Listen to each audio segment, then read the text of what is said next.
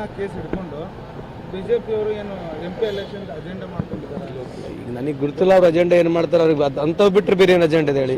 ಈಗ ಟೋಟಲ್ ಎಷ್ಟು ಜನ ಕೇಸಲ್ಲಿ ಈ ಥರ ಅರೆಸ್ಟ್ ಆಗಿದೆ? 36 ಜನ ಆಗಿದ್ದಾರೆ. 36 ಜನದಲ್ಲಿ ಎಲ್ಲರೂ ಹಿಂದೂಗಳು ಇಲ್ವಾ ಅದರಲ್ಲಿ? ಇವರೊಬ್ಬರೇ ಇರೋದಾ? ಬೇರೆ ಪರವಾಗಿಲ್ಲ ವಕಾಲತ್ತು ಇವ್ರದ್ದು? 36 ಜನದಲ್ಲಿ ಎಲ್ಲರಿಗೂ ಇದೇ ರೀತಿಯಾಗಿ ಯಾರು ಲೇಟಾಗಿ ಈ ಥರ ಹಳೆ ಕೇಸಸ್ಗಳಿದಾವೆ, ಪೆಂಡಿಂಗ್ ಇದಾವೆ, ಪ್ರೊಸೀಜರ್ ಪ್ರಕಾರ ಕೋರ್ಟಿಗೆ ಪ್ರೊಡ್ಯೂಸ್ ಮಾಡ್ತಾರೆ. 36 ಜನದಲ್ಲಿ ಇವರೊಬ್ಬರೇ ಹಿಂದೂ ಇರೋದು?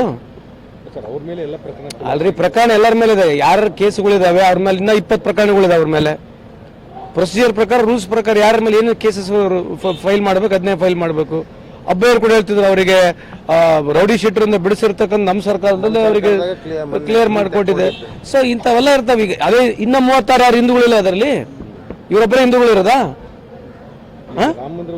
ಅಲ್ರಿ, ಅದು ಅವಾಗ ಆಗಿರ್ತಕ್ಕಂಥ ಗಲಾಟೆ ಮತ್ತೆ ಕೇಸ್ ಇರ್ತಾವೆ, ಕೇಸ್ಗಳ ಪ್ರಕಾರ ಹಾಕಿದ್ದಾರೆ. ಸೊ ನಾನು ಕೇಳ್ತಕ್ಕಂಥದ್ದು ಅಂದ್ರೆ ಬೇರೆ ಯಾರು ಹಿಂದೂಗಳು ಇಲ್ವಾ ಇದ್ರಿ ಕೇಸಲ್ಲಿ? ಇದನ್ನೆಲ್ಲ ಬಿಡ್ಬೇಕ್ರಿ. ಇದನ್ನೇ ತಗೊಂಡು ಚರ್ಚೆ ಮಾಡಿದ ಮೇಲೆ ನೀವು ಕೂಡ ಇದನ್ನೇ ಪ್ರಶ್ನೆ ಕೇಳ್ತೀರಿ, ಬೇರೆ ಪ್ರಶ್ನೆ ಅವ್ರಿಗೆ ಕೇಳಿಯಲ್ಲ. ಅಲ್ಲ, we are asking you in totality. Why should you not ask these questions to them?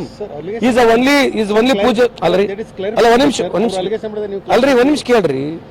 ನಮ್ಮ ಅಲಿಗೇಷನ್ ನೀವು ಅವ್ರವ್ರು ಕೇಳಿ. 36ರಲ್ಲಿ ಬೇರೆ ಯಾರು ಹಿಂದೂಗಳಿಲ್ವಾ? ಮತ್ತೆ ಅವ್ರ ಪರ ವಕಾಲತ್ ಬೇಡ? ಅವ್ರ ಪರ ವಕಾಲತ್ ಬೇಡ? ಮತ್ತೆ ಅವ್ರನ್ನ ಕೇಳ್ಬೇಕಲ್ಲ ನೀವು. ಕೇಳಿ ಅದ್ ಬಗ್ಗೆ ಏನು ಉತ್ತರ ಕೊಡ್ತಾರೆ ನನಗೆ ಬಂದು ಕೇಳಿ ಪುನಃ. ರಾಮ ಮಂದಿರ ನಿರ್ಮಾಣದಿಂದ ಕಾಂಗ್ರೆಸ್ನವ್ರು ಹೊಟ್ಟೆವ್ರಿ ಅನ್ನೋ ಮಾತು. ಅಲ್ರಿ, ರಾಮ ಮಂದಿರ ಪ್ರಾರಂಭ ಮಾಡಿದಾರೆ ನಾವ್ರಿ. ರಾಜೀವ್ ಗಾಂಧಿ ಅವ್ರು ಪ್ರಾರಂಭ ಮಾಡಿದ್ರು, ಉದ್ಘಾಟನೆ ಮಾಡಿದಾರೆ ಯಾರ್ರಿ? ಸುಮ್ಮನೆ ಎದಕ್ಕೆ ರಾಮ ಮಂದಿರ ಬಗ್ಗೆ ಅವ್ರು ಮಾತನಾಡ್ತಾರೆ? ರಾಮ ಮಂದಿರಕ್ಕೋಸ್ಕರ ಇಟ್ಟಂಗಳಿ ತೊಗೊಂಡೋದ್ರಲ್ಲ, ಎಲ್ಲ ಇಟ್ಟಂಗಳಿ ಕಳೆದ 40 ವರ್ಷದಿಂದ 30 ವರ್ಷ ಇಟ್ಟಂಗಳಿ ತೊಗೊಂಡೋಗಿರಿ. ದೇಶ ಕಟ್ಟಲಿಕ್ಕೆ ಎಲ್ಲಿದೆ ಇಟ್ಟಂಗಳಿ? ಎಲ್ಲಿದೆ? ಇಡೀ ದೇಶದ ಎಲ್ಲಾ ಕಾರ್ಯಕರ್ತರು ರಾಮ ಭಕ್ತರು. ನಾವು ಕೂಡ ರಾಮ ಭಕ್ತರಿದ್ದೀವಿ. ನಾನು ಕೂಡ I am proud to be Hindu. But ನಾವು ಎಲ್ಲರಿಗೆ ಸಮಬಾಳು, ಎಲ್ಲರಿಗೆ ಸಮಪಾಲು ಅಂತಕ್ಕಂಥ ಸಂಸ್ಕೃತಿಯಲ್ಲಿ ನಾವು ಬದುಕ್ತಾ ಇದ್ದೀವಿ. ಅವರು ಕೇವಲ ಅಗ್ಲಾಳ ಹಿಂದೂಗಳ ಬಗ್ಗೆ ಮಾತನಾಡಿದ್ರೆ ಕಳೆದ 10 ವರ್ಷದಿಂದ ಹಿಂದೂಗಳಿಗೆ ಏನು ಅನುಕೂಲ ಆಗಿದೆ?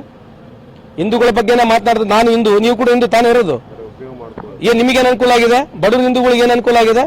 ಬಿಜೆಪಿಯ ಪಾರ್ಟಿಗೆ, ಬಿಜೆಪಿಯ ಒಂದೇನು ಆ ಪಕ್ಷದವರು ಇದ್ದಾರೆ, ಕೆಲವು ಉದ್ಯಮಿದಾರರಿಗೆ ಅನುಕೂಲ ಆಗೋದು ಬಿಟ್ಟರೆ ಈ ದೇಶದಲ್ಲಿ ಯಾವ ಬಿಜೆಪಿ ಯಾವ ಹಿಂದೂಗಳ ಅನುಕೂಲ ಆಗಿದೆ ಹೇಳ್ರಿ? ಇವತ್ತು ಹಿಂದೂ ರಾಷ್ಟ್ರ ಹೌದಲ್ಲಿ ಹೇಳ್ತಕ್ಕಂಥ ಹಿಂದೂ ರಾಷ್ಟ್ರ ಮಾಡ್ತೀವಿ ಅಂತ ಹೇಳ್ತಾರಲ್ಲ, ಯಾವ ಹಿಂದೂಗಳಿಗೆ ಅನುಕೂಲ ಆಗಿದೆ ಹೇಳ್ರಿ? ನೀವ್ ಹೇಳ್ಬೇಕು, ನೀವ್ ಕೇಳ್ರಿ, ನಮ್ಮನ್ನ ಕೇಳಿದ್ರೆ ನಾವೇನ? ನೀವು ನಮ್ಮನ್ನ ಹೆಂಗ್ ತಿರುವಾಮರುವ ಕೇಳ್ತವ್ರನ್ನ ಕೇಳ್ರಿ, ತಿರುವಾಮರವ್ ಕೇಳ್ರಿ. ಈಗ ರಾಮ ಮಂದಿರನಲ್ಲಿ ಅಲ್ಲಿ ಕೂಡ ಆ ಭೂಮಿ ಮೇಲೆ ದುಡ್ಡು ಜಾಸ್ತಿ ಮಾಡ್ಕೊಂಡಿದ್ದಾರೆ, ಗುರ್ತದು. ರಾಮ ಮಂದಿರ ಮೇಲೆ ಅಲ್ಲಿರ್ತಕ್ಕಂಥ ಒಬ್ಬರು ನಮ್ಮವರೇ, ಆ ನಮ್ಮ ರಾಮ ಮಂದಿರ ಇರ್ತಕ್ಕಂಥ ಪದಾಧಿಕಾರಿಗಳೇ ಕೋಟ್ಯಾಂತರ ರೂಪಾಯಿ ಅದರಲ್ಲಿ ಲಾಭ ಮಾಡ್ಕೊಂಡಿದ್ದಾರೆ. ಅದ್ರ ಬಗ್ಗೆ ಕೇಳ್ಬೇಕಲ್ಲ ನೀವು. ಅವ್ರದೇ ಸರ್ಕಾರ ಐತೆ, ರಾಜ್ಯ ಸರ್ಕಾರ ಅವ್ರದೇ ಐತೆ, ಕೇಂದ್ರ ಸರ್ಕಾರ ಅವ್ರದೇ ಐತೆ. 17 ಲಕ್ಷ ರೂಪಾಯಿ ಜಲ್ದಿ ತಗೊಂಡು ಸರ್ಕಾರಕ್ಕೆ 3 ಕೋಟಿ ರೂಪಾಯಿ ಮಾಡ್ತಾನೆ. ಇವನ್ನೆಲ್ಲ ಯಾವ ನೀವು ಪ್ರಶ್ನೆ ಕೇಳಲ್ವಾ? ಅದ್ರ ಬಗ್ಗೆ ಇವ್ರು ಹೋರಾಟ ಮಾಡಲ್ವಾ? ರಾಮ ಮಂದಿರ ಮೇಲೆ ಅನ್ಯಾಯವಾಗಿ 3 ಕೋಟಿ ರೂಪಾಯಿ ಸರ್ಕಾರ ವಂಚನೆ ಮಾಡಿ ತಗೊಂಡಿರ್ತಕ್ಕಂಥ ವಿರುದ್ಧವಾಗಿ ಹೋರಾಟ ಮಾಡಲ್ವಾ ಇವರು? ಒಂದ್ ಕೇಸ್ಗೋಸ್ಕರ ಇಷ್ಟು ಹೋರಾಟ ಮಾಡ್ತಿದ್ದಾರೆ. ರಾಮ ಮಂದಿರ ಭೂಮಿ ಮೇಲೆ 3 ಕೋಟಿ ರೂಪಾಯಿ ಅನ್ಯಾಯ ಮಾಡ್ತಕ್ಕಂಥ ವಿರುದ್ಧ ಹೋರಾಟ ಮಾಡ ಇವ್ರದ್ದು. ಶ್ರೀಕಾಂತ್ ಬಿಡುಗಡೆ ನಂತರ ವಿಜಯೋತ್ಸವ ಮಾಡ್ಲಿಕ್ಕೆ ತಯಾರಿ ಮಾಡ್ತಾರೆ. ಅಲ್ರಿ, ನಾನು ಕೇಳಿದ ಪ್ರಶ್ನೆ ಬಗ್ಗೆ ಮಾತಾಡಲ್ಲ. ಅವ್ರು ವಿಜಯೋತ್ಸವ ಮಾಡೋದು ನಾವೇನ್ ಮಾಡೋಣ? ಈಗಲೂ 3 ಕೋಟಿ ರೂಪಾಯಿ ಅನ್ಯಾಯ ಆಗಿದೆ, ನೀವು ಕೇಳ್ರಲ್ಲ, ಅದ್ರ ಬಗ್ಗೆ ಹೋರಾಟ ಮಾಡಿ ಕೇಳ್ರಿ. 3 ಕೋಟಿ ರೂಪಾಯಿ ಅನ್ಯಾಯ ಆಗಿದೆ. ರಾಮ ಜನ್ಮಭೂಮಿ ಮೇಲೆ 3 ಕೋಟಿ ರೂಪಾಯಿ ಅನ್ಯಾಯ ಆಗಿದೆ. ಯಾರು ಹೋರಾಟ ಮಾಡ್ಬೇಕೀಗ? ನೀವು ಅದ್ರ ಬಗ್ಗೆ ಕೂಡ ಹೋರಾಟ ಮಾಡಿ ಕೇಳ್ರಿ. ಅಲ್ಲಿ ಇದೆ, ಹೆಚ್ಚು ಕಮ್ಮಿ ಅಷ್ಟೇ ಇದೆ. ನನ್ನ ಫಿಗರ್ಸ್ಗಳು ರಾಂಗ್ ಇರಬಹುದು, ಖಂಡಿತವಾಗಿ ಅದರಲ್ಲಿ ಆಗಿದೆ, ಅದು ಭ್ರಷ್ಟಾಚಾರ ಆಗಿದೆ. ನಾನು ಹೇಳಿರ್ತಕ್ಕಂಥ ಫಿಗರ್ಸ್ ರಾಂಗ್ ಇರಬಹುದು, ಭ್ರಷ್ಟಾಚಾರ ಆಗಿದೆ. ಬಟ್ ಇದು ಎಷ್ಟು ದೊಡ್ಡ ಆರೋಪ ಇದು? ನಾನು ಇಡೀ ಪ್ರಪಂಚದಾಗ ನೀವೇ ಒಯ್ಬೇಕು ಮೆಸೇಜ್ಗಳು. ನೀವು ಕೇಳಿ ಅವ್ರಿಗೆ, ನಾವ್ ಹೇಳಿದೀವಲ್ಲ. ಅಲ್ರಿ, ಹೋರಾಟ ಮಾಡಿಲ್ಲ ಅಂತ ಏನೈತಿ? ಎದಕ್ಕೆ ಎಲ್ಲದಕ್ಕೂ ಹೋರಾಟ ಮಾಡಂತ ಏನಿದೆ? ಅವರೇ ಸರ್ಕಾರ ಇತ್ತಲ್ಲ. ಈಗ ಹರಿಪ್ರಸಾದ್ ಅವರು ಈ ವಿಷಯದಲ್ಲಿ ಗೋಧ್ರಾ ಹತ್ಯೆಕಾಂಡ ಮರುಕಳಿಸ್ತು ಅಂತ ಹೇಳ್ತಾರೆ. ಈ ರೀತಿ ಅಲ್ರಿ, ಅವ್ರ ಅಭಿಪ್ರಾಯನ ಅವ್ರು ಏನ್ ವಿವಾದಾತ್ಮಕ ಅದನ್ನ ನೀವ್ ಹೇಳ್ತಿದ್ರಿ. Why it is controversy? According to it is controversy.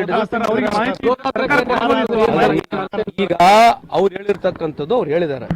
ಈಗ ನೀವು ಅಷ್ಟೆಲ್ಲ ಹೇಳ್ತಿರವ್ ತಾನೆ?